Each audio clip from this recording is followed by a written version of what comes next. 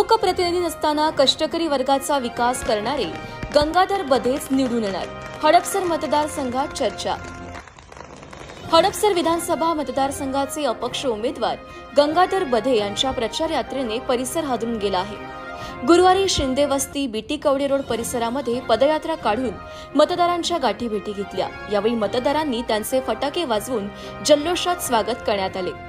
मागील 10 वर्षात बलाढ्य राजकीय पक्षाने हडपसर मतदारसंघातील मूलभूत समस्यांकडे दुर्लक्ष केले. त्यामुळे मतदारसंघात अपक्ष उमेदवार गंगाधर बधे यांनी लोकप्रतिनिधीचे पद नसताना गोरगरिबांची केलेली सेवा यामुळे गंगाधर बधे यांनाच पाठिंबा वाढत असल्याचा विश्वास कार्यकर्त्यांनी व्यक्त केला आहे.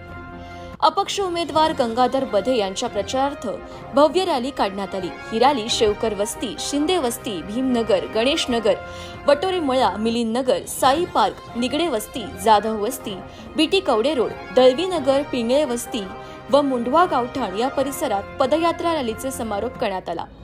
बधे यांच्या पदयात्रेस भीमनगर, बीटी कवडे रोड परिसरात मोठा प्रतिसाद मिळाला. शेकडो युवक नागरिकांनी पदयात्रेत स्वयंस्फूर्तीने सहभाग घेतला.